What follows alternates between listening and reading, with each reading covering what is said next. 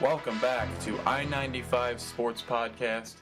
It's been a little while just because we have jobs, so our schedules were a little different. So we have to get back in the groove. But we'll be back to try and do in a week at a time. But we'll cover the trade deadline today. We got some Sixers news, maybe some preseason football. But I'm Tim Hoffmeister, alongside always Lewis Schaefer. Happy to be back.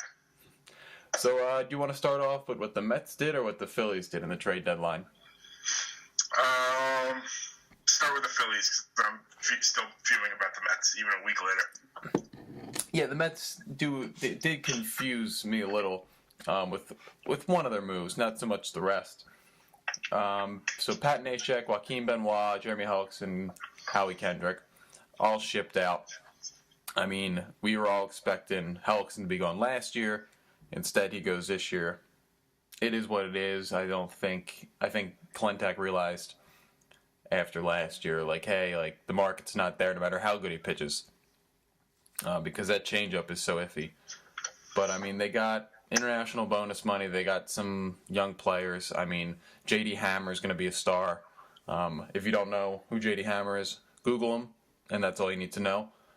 But yeah, I mean, I like the fact that we got international bonus money. I think we have almost our max amount, so I'm all for it. Yeah, no, that's definitely good. I mean, the big thing with Hellickson too is, just his injury history.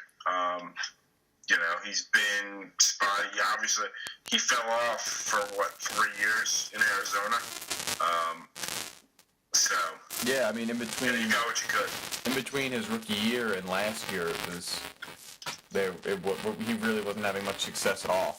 Yeah. So I mean, at this point, you take what you can get, and then the international bonus money for both Kendrick and Hellickson, I'll take. And then I think the pitcher we got for Kendrick, he's young and he throws pretty hard, but you just hope he can put it all together.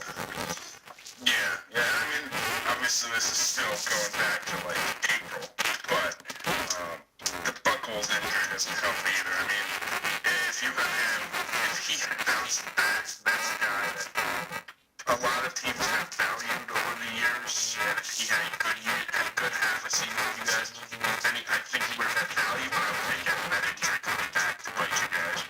Oh yeah, I mean that's back-to-back years. You see what happened with Charlie Morton. He was pitching well. We could have moved him. I think he's one of the more consistent pitchers at Houston right now.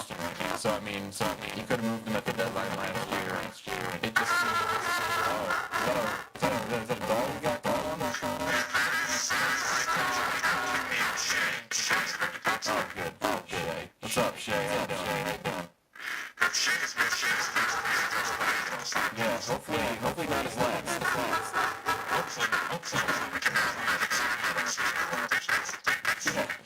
But I mean, for the Philly, look at it.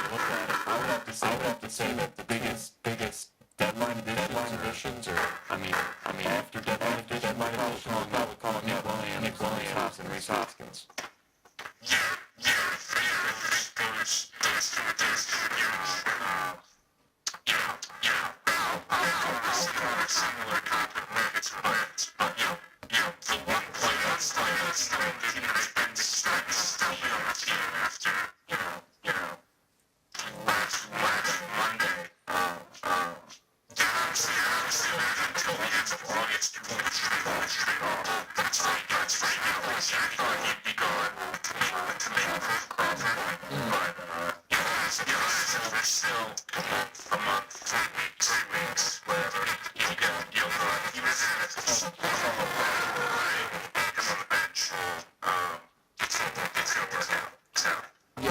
I think at this point, watching Crawford closely as I work for the Iron Pigs,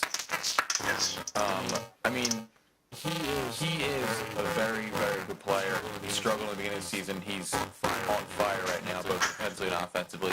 I think they'll let him finish out the year in Lehigh Valley. I mean, the kid's only 21. There's no rush. Galvis has played well enough to give him the full season. I think they moved Galvis in the offseason. I think maybe a team like you looking at maybe like the Diamondbacks may look at Galvis.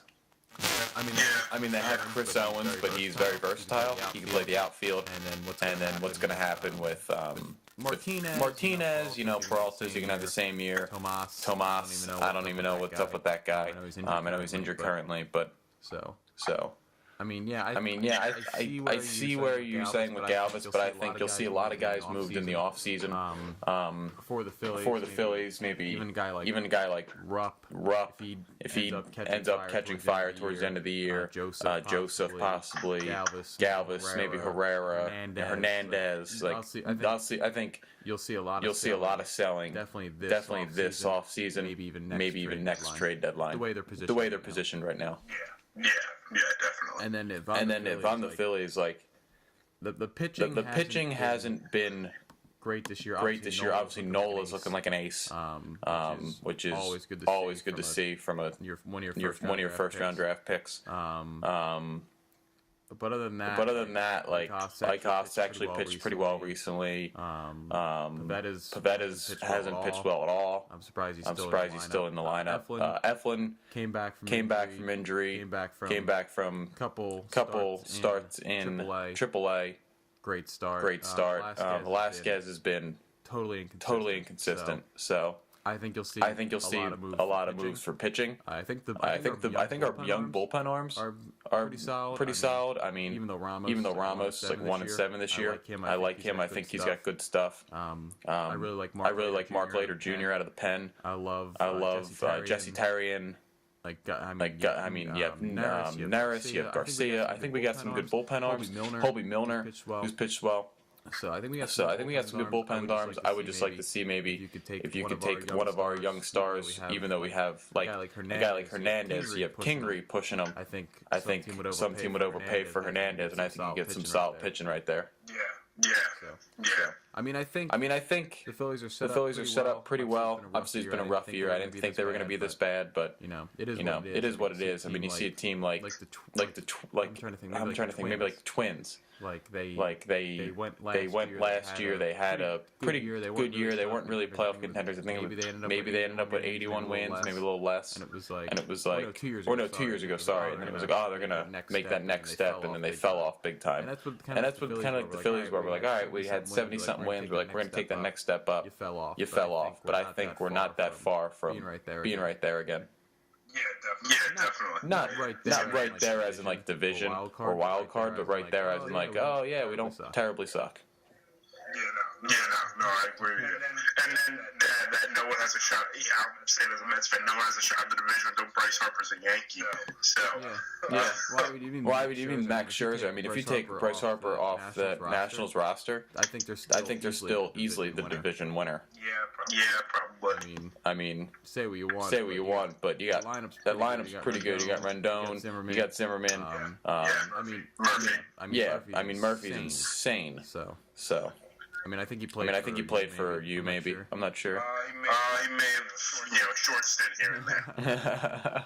All right, so let's get to the Mets, who are kind of in the same position the Phillies are. Probably a little better set up pitching wise for the future. But I mean, one of the moves I was confused about, I think maybe it may have been a move for the future, saying like, hey, we're actually not that far off from contending. So you have Jay Bruce sent for a prospect to the Indians. I think they sent him yesterday or last night. Yeah, I think it went through Wednesday night.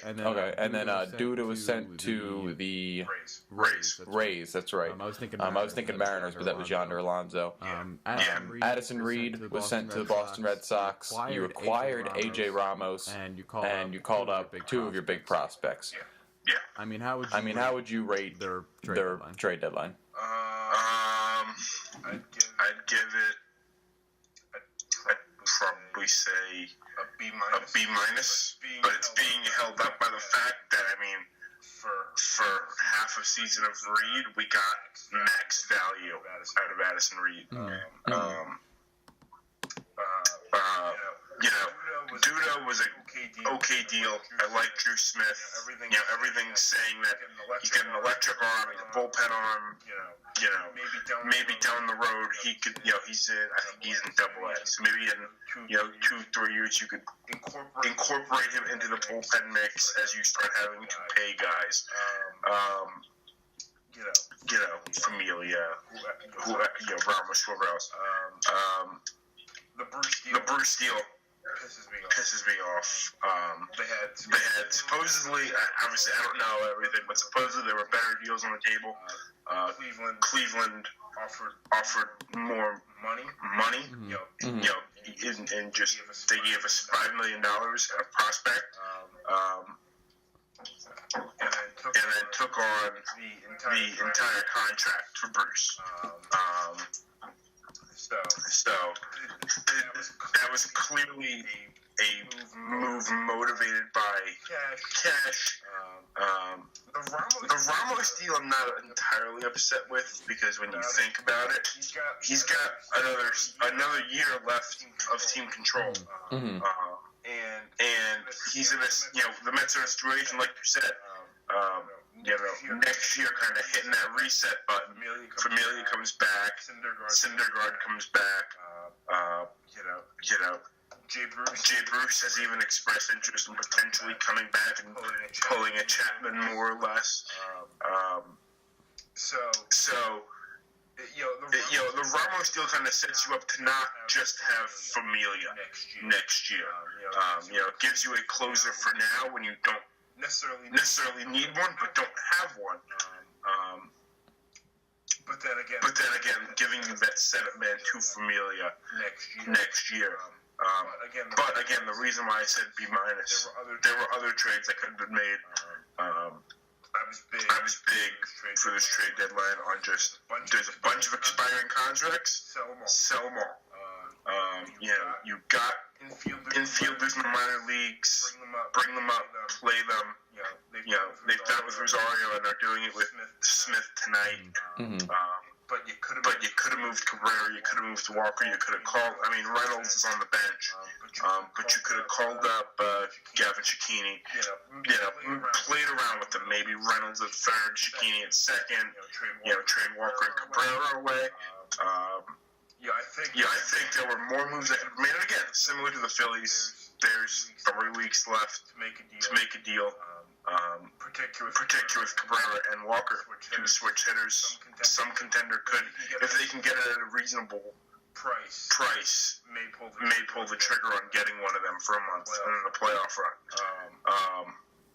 So it should be interesting. Like I said, I do wish they did a little more though, just to get some young guys up and see what we got. Because you're going into a free agency where you can sign some replacements. You have some expiring deals coming off the books. And there's obviously rumors going around, finally, of Wright potentially retiring, so that can take his money off the books. So you're gonna have money to spend. You can land a Moustakas or someone else. And I think they're missing an opportunity right now to play, like I said, a Gavin Cicchini at second base, and see what you have. Maybe you don't have to spend at second. You can, if the Yankees get into a bidding war with you for Moustakas, you can kind of swing back a little bit because you don't have to pay for a second baseman. Definitely. You look at guys like Neil Walker, Asdrubal Cabrera, I thought would be gone by now. And the thing is that really blew my mind is the different way the Mets and the Phillies went after it. It seemed like the Mets were willing to take less to not pay the money, whereas the Phillies were willing to pay as much needed to get anything. And the thing that blows my mind about that is, I know like the Mets are a pretty cheap team. We've seen that recently. But at the same time, it's like if you aren't going to get anything for him, like maybe if Neil Walker's holdup was the remaining money, like if you keep him, you're paying him anyway. So what difference does it make? Yeah. So, I mean, I don't really understand that mindset. I mean, that's why I love what the Phillies were doing. We're like, hey, like we'll pay Hellickson's remaining contract, we'll pay Neshek's, but just give us more players, and we were able to get three quality players. Neshek, obviously, they're only an A ball, but they're all having great seasons. So. And I agree with you. I mean, I think a guy like Jose Reyes, you could have got a lower A ball player just for like a bench piece. I think he's still a capable bench piece. I mean, Well, I think I was gonna bring up him, but I think they want him. They were doing it in spring training with the two of them. They want him to mentor Rosario. So that's why I didn't mention him. Okay. He's got value being on the bench for Rosario. Gotcha. But even a guy like Darno, Granderson, I thought there was a lot of guys you could have moved, but at the same time, were they even getting offers at all? So that's something to look at. I mean, it is what it is. I mean, you think teams are looking for all these players, but they may not have. So. All right, so we're gonna go off to every team now. Give me the team that you think had the best trade deadline and the worst trade deadline. Best trade deadline. I mean, this is the easy way out, but I'm going to say the Dodgers. Adding Tony Watson, adding Hugh Darvish, adding Cingrani. He's a little more of a reclamation project. But if they can get him going, it's the Dodgers. They've done nothing wrong all season. Just the idea of postseason series with them, and especially the NLDS, having to face Kershaw, Darvish, and Wood. It's gonna be hard to top.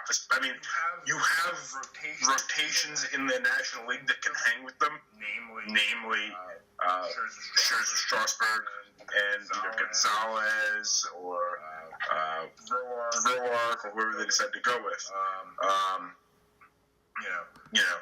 Or Arrieta, Lester, Hendricks. There's rotations that can hang with them. But adding when he's healthy, one of the top 15 pitchers in baseball, to a staff that already has the best in Kershaw, I would say the Dodgers had the best one. Worst one, I'll stick with the pitching theme. Yankees. I did not let. Okay. So Sonny Gray gives him a young pitcher to kind of him and Severino, and then the offense that they have. But I did not like the idea. Granted, they were going to have to trade some prospects eventually because you don't have room for all of them. Yep. But getting rid of Fowler and getting rid of Caprilin and Mateo. I mean, Mateo, fine. Gleyber Torres, kind of good. Just kind of. What was that? I said just kinda. Just kinda. But Caprilin coming off, the Caprilin and Fowler, 2 injuries. So everyone's like, they gave 2 injured prospects. They were really good before the injuries. And look at the track record of Tommy John. Caprilin could get better. And Fowler, it's an ACL. It's not the 70s anymore. People come back from ACLs all the time. Fowler, I saw him playing in Scranton this year. Fast outfielder, covers a lot of ground. He's going to be perfect when he gets to Oakland sometime next year. I wouldn't be surprised if he makes it right out of camp. Yeah, as long as he's healthy, I don't see why not. Yeah. And then Caprilin, I mean, his numbers are going to look awesome because playing in Oakland does that. What's that, like 500 feet for a home run in that? 500 a dead center, I think. Yeah, at least. But the other thing that worries me is that I saw a stat. I forget where I saw it. It might have been Baseball Reference. But it was something like 55 or 65% of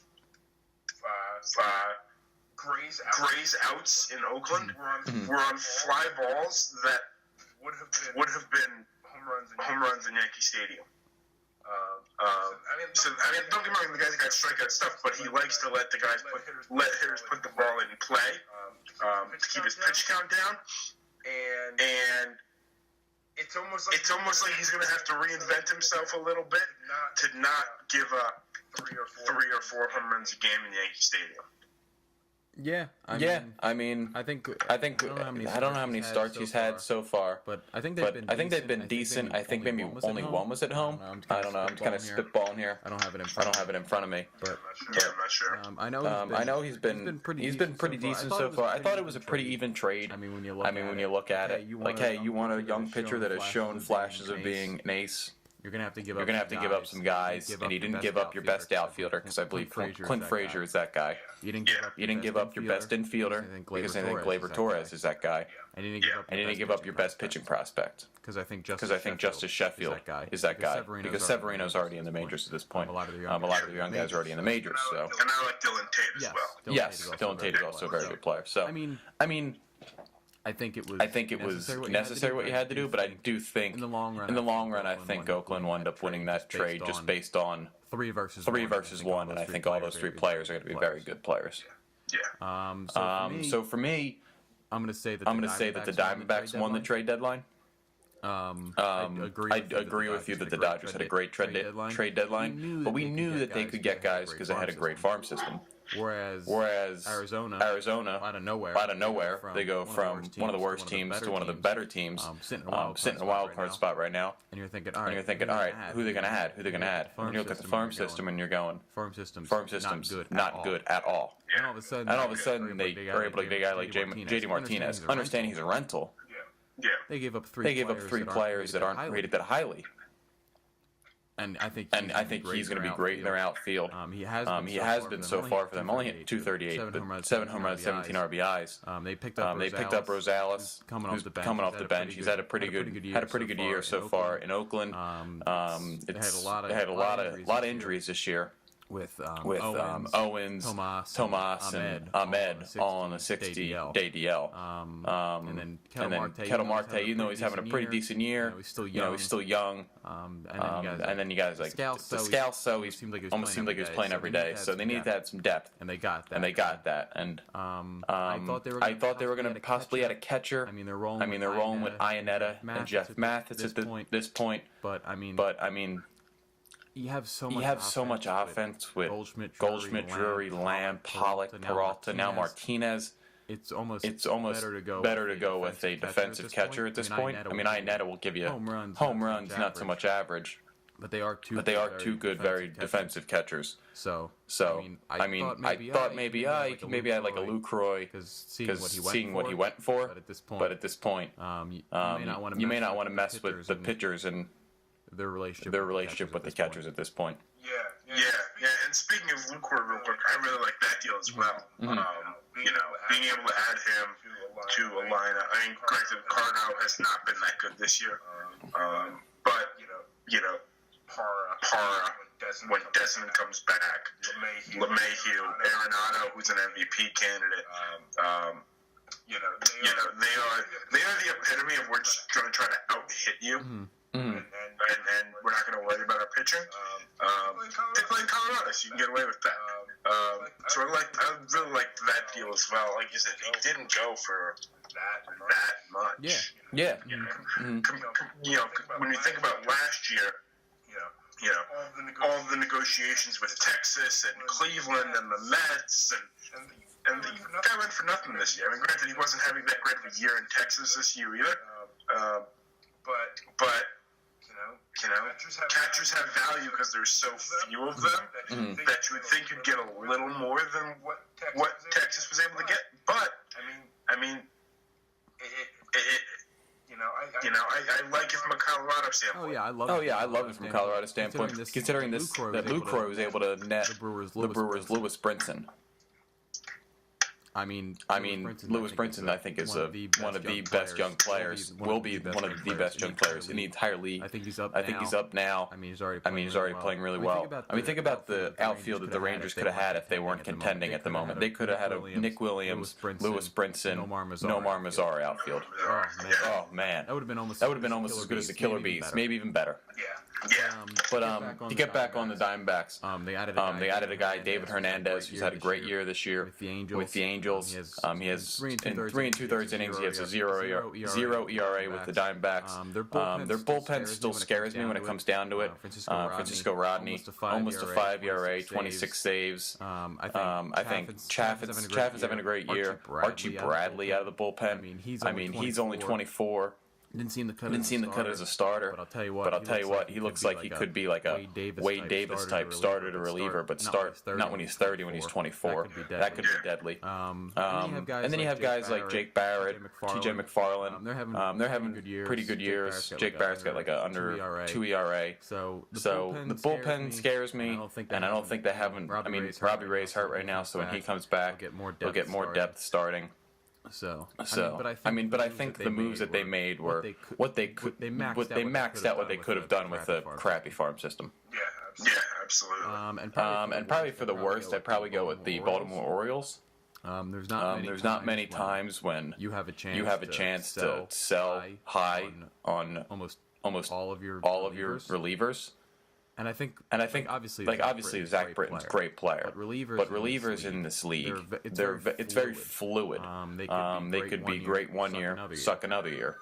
So I think you got to look at what they could have got for Zach Britton. It could have been more than what the Yankees got for Andrew Miller. Yeah, absolutely. I don't know who was looking at Britton exactly, but if you were able to sell him for what did they get for what was the actual Andrew Miller deal? It was Frazier, Sheffield, and then there was another piece in there. Billy McKinney? No, he was in the Was he in the Cubs deal? Yeah, he was in the Let's see. Ben Heller. Ben Heller. So I mean, you look at that. And you're thinking, all right, well, if they could get a guy that could come in for Adam Jones, maybe what if they pick up a solid outfielder and then they just move Adam Jones? So you look at that, and then you think of all these possibilities, and like this is the time that the Orioles could have reshaped their team, got rid of some money, and then had enough to maybe possibly re-sign Machado. So I mean, I don't know. I just thought there's a lot of possibilities, but they're kind of holding on to. All right, like we still got to fill up the ballpark. We still got to do this. Let's try and work it out where we can get some guys. They're not far out of the playoffs just because it seems like there's such a huge drop off between the division leaders and everyone else. But at the same time, it's a guy like see what you like. Look at what you can get. Like what are you gonna max out at? Like I don't see even if they make the playoffs, I don't see them doing World Series. Maybe getting eliminated in the first wild card spot. Especially when you're not going to even put Britain in the ninth. Yeah, exactly. So. I mean, look at the wild card standings now. They're 1.5 out. Just because the wild card has been so crazy this year. I mean, you got a team like the Twins winning 5 in a row after they send Jaime Garcia right after they trade for him, and then the Royals have lost 4 in a row. So I mean, it's actually been pretty crazy race, and it's going to be exciting. But I don't know. I just thought the Orioles could have really gotten a ton. Yeah, no, I agree there. And when you look at it, I mean, the Orioles are in a tough spot because the Rays are coming up again with their younger team. You know, Toronto is just having an awful year, and losing Encarnacion killed them. But look at Boston, Killer Bees. You know, you look at the Yankees and all they've been able to do this year with Judge and Sanchez and Frazier and with Torres on the way. Sometime next year maybe. Like you said, this was almost the opportunity to kind of reshape the roster and get young players that can develop along the same trend line, if not a little, couple of years later, with Judge and with Sanchez and with Benintendi and Betts and you could have been back up there, instead of it being you up there with Toronto. You would have been up there with the Yankees and Red Sox, and that looks really good on your organization. I mean, it's almost like I don't know. The Orioles are in the spot where, like, hey, we took us so long to get to being contenders, or possibly in a playoff spot. That we don't want to let it go. Exactly. But I mean, like, if you sold Britton, you could have brought in a guy like Tony Watson, who will make less than what Britton will get in arbitration. And you could have totally revamped your team. I mean, I think Scope's a star. I think Beckham will play really well at shortstop because they don't have anyone coming up at shortstop anyway. And you have Machado at third. You have Mancini and Davis at first base. I think you're gonna have to let Davis's contract play out. Trumbo. You could have kept Trumbo. You could have kept Jones. Who's your left fielder at this point? Joey Ricard and Seth Smith. I mean, you could tell me you couldn't have gotten a starting an MLB caliber left fielder for Britton. Yeah. I mean, I don't know. I just really was because I like the Orioles. I like the fact that like a low money team trying to win it all. I'm always a fan of the Athletics when they're contending. So I don't know. I just thought, especially with controllable pitching, because Dylan Bundy and Kevin Gausman have been really good lately. Add another guy that's controllable, a young guy. I just thought they really missed opportunities there because closers are out there. I mean, they're might not be as dominant as Britton, but also if you don't have a lead going into the ninth inning, Britton's just as useful as a guy with a 3 ERA with more appearances. Yeah. So that's my view on it, but I'm not a GM. So maybe one day. One day. Yeah. All right. Let's talk about little Sixers Knicks. Obviously, big matinee. Christmas Day. Just came out yesterday. I believe it'll probably be the 12:30 game because they're not going to bump LeBron and the Warriors game. I don't know if they were supposed to play on Christmas Day. I know they were supposed to open up the NBA season. I'm not sure the whole Christmas Day schedule. I think maybe Celtics Wizards is also playing. I think so. Check it out real quick. But I think Sixers Knicks will be 12:30. I'm actually kind of hoping it's 12:30, just because of the fact that that's when I can actually watch the whole thing right in between, like opening up gifts and family coming. I'll be able to put on the Sixers. So that would be ideal for me because I think the Eagles play that night too. If I'm not mistaken. I think so. I think it's like Christmas Day falls on a Sunday this year. Yeah. Christmas Day is a Monday, so the Eagles will be playing either Christmas Eve or Gotcha. Monday night. They must have that Monday night game next. I remember someone saying that. All right, so I got the ESPN, ABC, TNT schedule for Christmas Day. So it's Sixers Knicks 12, Cleveland Golden State at 3, Washington Boston at 5:30, Houston OKC at 8, and then Minnesota and the Lakers at 10:30. They really put Minnesota and the Lakers on at 10:30. I mean, it's better than the Clippers at this point. I don't know, dude. I think the Clippers are going to be better than the Lakers. Not better than Minnesota. No, agreed. I'm fine with Minnesota being there. I just thought they could play a better team. Yeah. The Raiders. Christmas night, 8:30. Because they want LeVar on Christmas Day. That's the last thing I want to see on Christmas Day. That's why it's at 10:30. The Eagles are playing at 8:30 on Christmas Day, so it'll be a lot of fun. They're playing the Raiders at home. You won't even have to worry about LeVar. You can just watch your Eagles. That's what I'm saying. Like, I'm glad that the Sixers are on earlier because I don't think my family would allow the Eagles to not be on. Especially. Not many are Sixers fans. So. Yeah. But we will see how that goes out. I mean, Considering now, you got the Philadelphia, the process, big time, possibly making the playoffs this year, and then you got the Knicks, who just added former All-Star number 2 overall pick Michael Beasley. Yep. I heard Shanghai, the Chinese basketball league team, who just signed a couple other former NBA players, tried to get Michael Beasley, and the Knicks said, nope, we're getting him because we're trying to contend. Yeah, that's how it goes. How do you feel about that signing? Do you like it? I mean, he's only 28, which blows my mind. I feel like he's at 40. He's been around forever. Yeah, I thought he was 45 by now. Yeah. So. Again, same theory with the Hardaway signing. I'm not totally against it. I could talk myself into it. The biggest, he sucks. Don't get me wrong. The Knicks tried this with Derek Williams too a couple of years ago. We'll catch lightning in a bottle. We ended up waiving them by like Christmas. So Michael Beasley might not even be there when we play the Sixers. But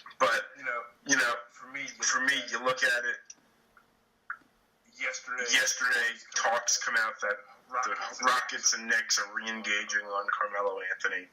My biggest concern has been, and will continue to be throughout the Carmelo Anthony process, is who's going to play the three. You have Porzingis, you have Hernan Gomez, you have Hardaway and Lee, and then you have Ntilikina. Who's playing the three? Lance Thomas? And granted, the Knicks, are not should not be a playoff team at all.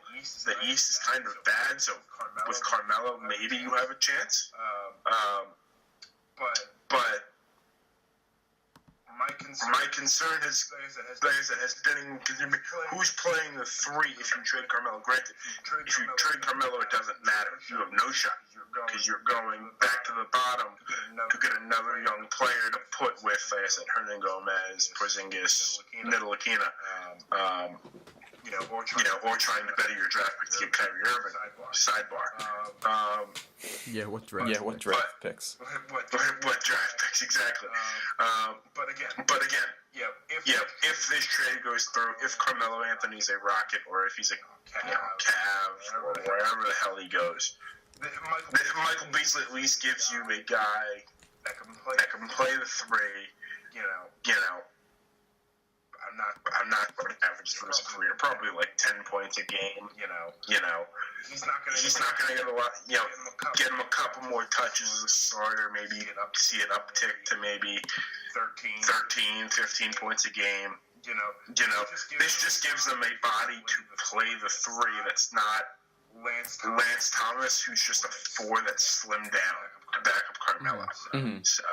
Yeah, I mean, you look at who they could possibly pick up. The Rockets added Mamba Mute. They have Ryan Anderson. They have Trevor Ariza. So I think you're gonna have to take on some money to even it out. They got a lot of non-guaranteed contracts. So when you look at, I believe they're both over the cap at this point. Both the Knicks and the Rockets.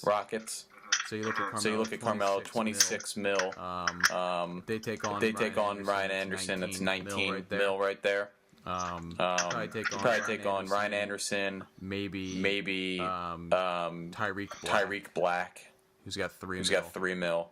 And then that might just add picks to it because you're taking on Ryan Anderson's contract. But the thing's going to be getting a third team to jump in. Because I don't think the Knicks want Anderson's contract, but realize that he has to be a part of it to get anything done. It won't be. So I think that's the holdup, is getting a third team involved and saying, we want, this 6'10" guy who can shoot and looks awkward on the court.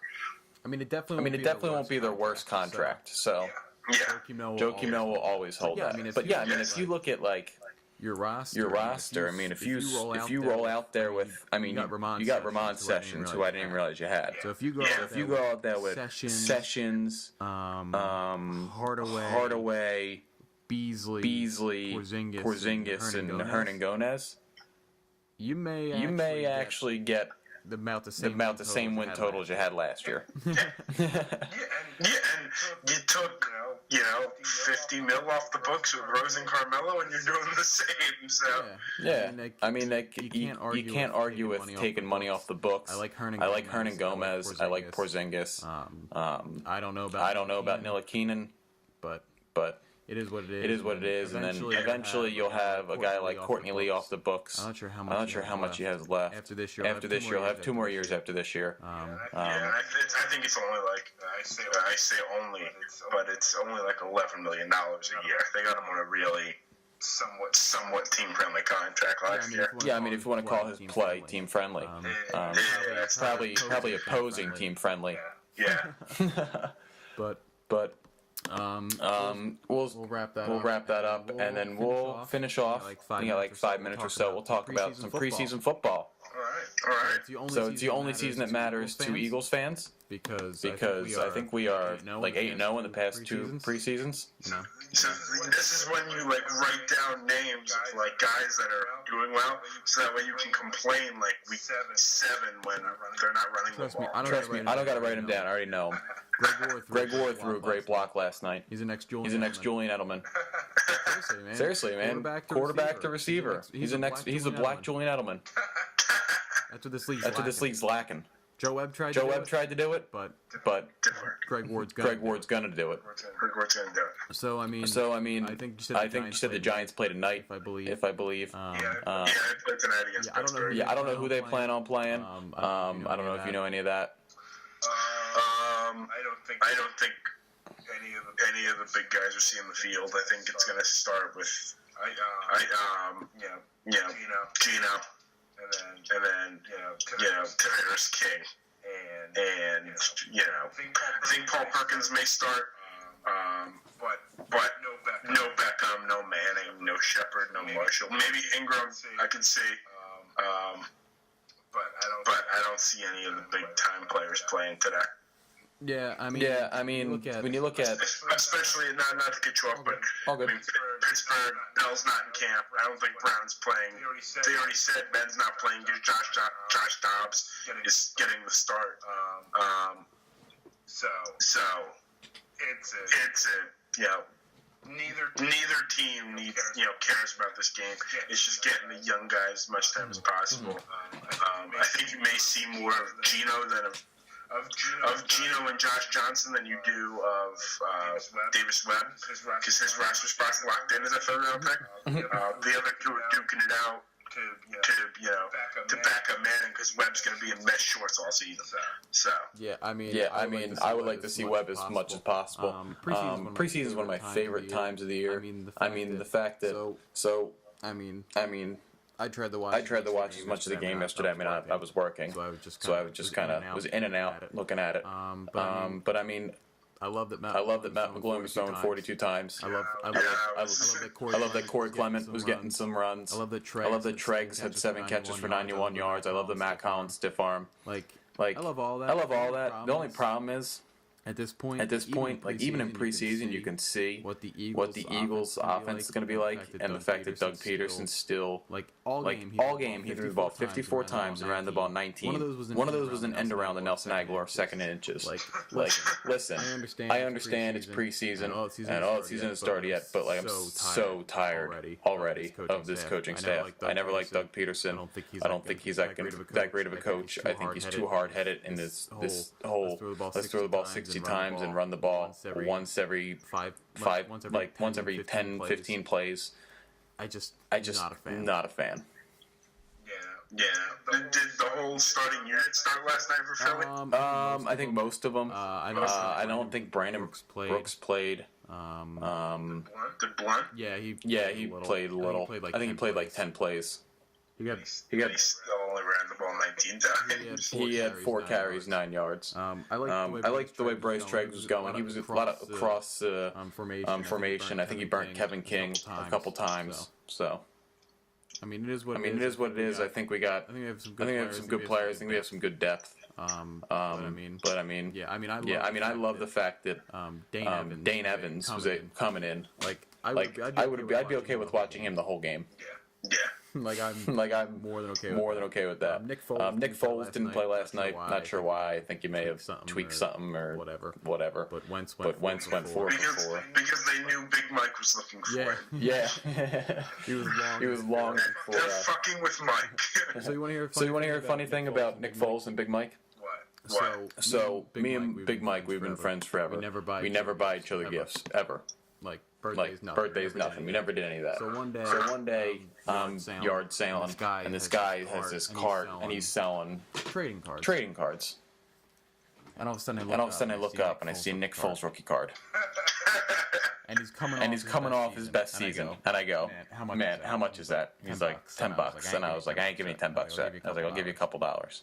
He's like, I can't do that. So we go back and forth, and we agree on $5. So it's like, whatever.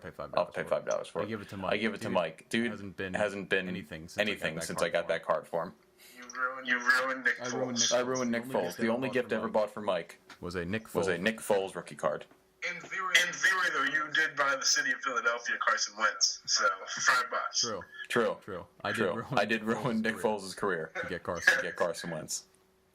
But yeah, I mean, preseason is preseason. Donnie Jones, still beast. Caleb Sturr just missed a field goal and extra point. So it is what it is. That's normally I watch Giants preseason. When I just watch Giants preseason because the Giants playing. But that's the one thing I don't care about special teams this year because I have a feeling that whoever gets cut out of Tampa, the Giants are going to pick up. So that's the one thing I don't care about this year. Yeah. I mean, there's some guys that I really want to make the practice squad that I want to see stick around the organization, not so much like the 53-man roster. But you're always going to lose those guys. If it comes down to putting Greg Ward or Sheldon Gibson on the practice squad, I think you might see Greg Ward get the short end of the stick there. He'll probably get picked up somewhere else. But will it become anything? Probably not. You never know. But you never know. So that that's true. All right, that'll wrap us up for this episode of the I-95 Sports. The poster boy. Oh, that's right. The poster boy. I forgot about that. My bad. All good. All right. We're down to our final four, right? And then we'll put up the poll after the show. I'll put up the poll after we record. All right. Who's the final four, Lewis? We've got Jaromir Jagr, Bobby Abreu, Dikembe Mutombo, and what sport am I missing? Football, baseball. Hold on, let me pull it up. I tried to go off the top of the dome, but I forgot. Oh, you got Tebow, right? Tebow is the football one. Yeah. Even though he's football and baseball, but it counts. So the final four: Jagr, Abreu, Mutombo, Tebow. Yep. It's a pretty solid. Final four. It is, and I have a sneaking suspicion that your nightmare is going to come true, and Tebow's going to win this thing. You know, I want Tebow to represent us, man. You're not a very holy podcast. Not at all. Because the goal is at the end, at one point get the poster boy of this podcast on the podcast. Yeah. And I don't think this is the type of Tebow podcast. I'm just genuinely upset with our fans that Tony Wotan wasn't voted over Dikembe Mutombo. We need to educate him a little, but I'm cool with Mutombo. Like Jagr, I get. He was good in Philly, really good in New York. Yeah, as opposed to Carcillo, Baron, and LaPerriere. Yeah. Tebow, okay. The other options were Rogers Cromartie, Brian Mitchell, and the GOAT G.J. Kinney. I was really hoping G.J. Kinney would pull that out. Yeah. And then baseball, Philly loves Bobby Abreu. Ted McGraw got 21%.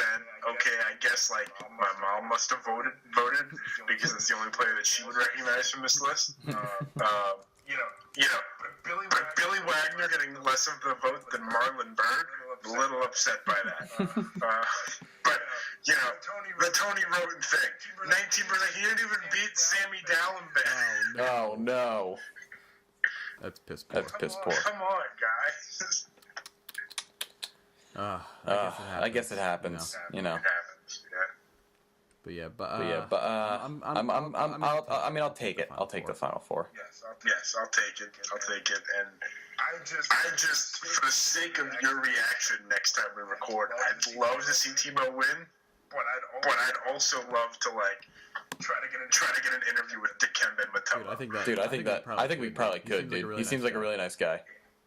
Like, I wouldn't put it past him to be like, sure. Yeah, why not? Why not? Like Yager's a free agent. I feel like he's got a lot of time on his hands. True. You can definitely get him.